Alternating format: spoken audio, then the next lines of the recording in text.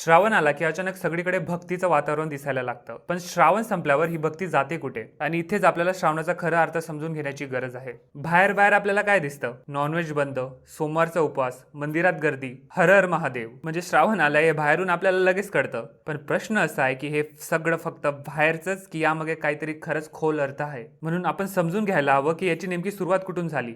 श्रावण हा कोणीतरी सुरू केलेला रॅन्डम फेस्टिवल नाही. तो आपल्या प्राचीन इंडियन कॅलेंडर मधला एक महिना आहे. तो पावसाळ्यात येतो. आता पूर्वी पावसाळा म्हणजे फक्त वेदर चेंज नव्हता. पाऊस बदलला की शेती बदलायची, प्रवास बदलायचा, अन्न बदलायचं, रिदम बदलायची आणि यामुळे आपली पूर्ण लाईफस्टाईल बदलायची. म्हणूनच एक सिंपल लॉजिक होता, निसर्ग बदलतोय तर माणसानेही थोडं बदलायला हवं. आता इथे येतो चतुर्मास. या काळात व्रत, उपवास, कमी प्रवास, साधना, संयम या गोष्टींना महत्व दिलं गेलं. म्हणजे श्रावणाचा मुद्दा फक्त हे खाऊ नको ते खाऊ नको इतकाच नव्हता. त्यामागे एक मोठी कल्पना होती. थोडं थांबा, थोडं स्वतःला आवरा आणि स्वतःकडे वळा. पण खरा प्रॉब्लेम कुठे सुरू झाला? आपण अर्थ सोडला आणि नियम पकडले. उपवास तर पकडतोय पण दिवसभर खाण्याचाच विचार करतोय. मांसाहार बंद केला पण राग, द्वेष आणि गॉसिप चालूच आहेत. महादेवाला दूध अर्पण करतोय पण बाहेर येऊन पुन्हा तोच अहंकार. मग ही खरंच साधना आहे की आपण फक्त एक रिलीजियस रुटीन फॉलो करतोय? काही लोक म्हणतात की यात सायन्स आहे. हो, पावसाळ्यात फूड वॉटर रिस्क वाढू शकते. फ्रेश आणि सिंपल फूडचंही लॉजिक आहे. आयुर्वेदातही या ऋतूत आहारावर भर दिला जातो.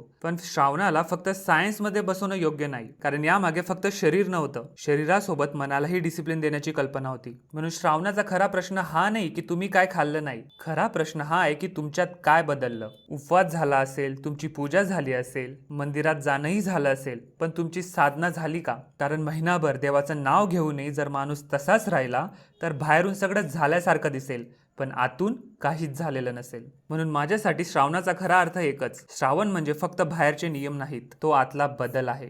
फक्त प्लेट बदलणं नाही, फक्त रुटीन बदलणं नाही, फक्त महिनाभर धार्मिक दिसणं नाही. खरा मुद्दा आहे ह्या महिन्यात तुमच्या मनात, तुमच्या वागण्यात, तुमच्या स्वभावात खरंच काही बदल झाला का? जर उत्तर नाही असेल तर उपवास झाला असेल, तुमची पूजा झाली असेल पण साधना झाली असं म्हणणं जरा कठीण आहे.